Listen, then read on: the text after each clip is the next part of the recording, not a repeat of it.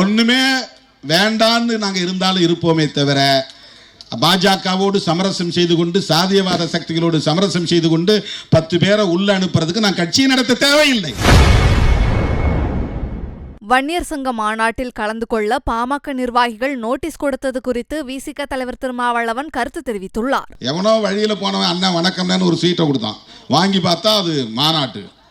உடனே பத்திரிகையில செய்தி போடுறான், பௌர்ணமினா சித்திரை முழுநிலவு நிகழ்ச்சிக்கு திருமாவளவனுக்கு அழைப்பு.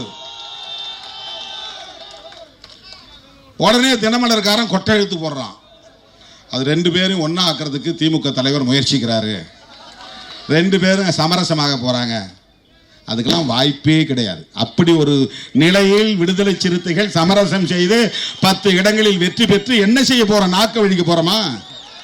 என்ன செய்ய போகிறோம்? ஒண்ணுமே வேண்டான்னு நாங்க இருந்தாலும் இருப்போமே தவிர பாஜகவோடு சமரசம் செய்து கொண்டு சாதியவாத சக்திகளோடு சமரசம் செய்து கொண்டு 10 பேரை உள்ள அனுப்புறதுக்கு நான் கட்சியை நடத்த தேவையில்லை. அந்த அவசியம் எனக்கு கிடையாது.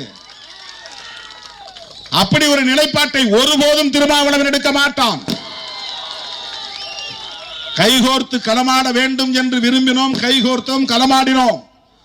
ஆனால் தங்களுடைய அரசியல் ஆதாயத்திற்காக என்னை மட்டும் தனிமைப்படுத்தி என்னை ஒட்டுமொத்த சமூகத்திற்கும் செய்திகளை உள்ளது உள்ளபடி தெரிந்து கொள்ள ரெஃப்ளெக்ட் நியூஸை சப்ஸ்கிரைப் பண்ணுங்க.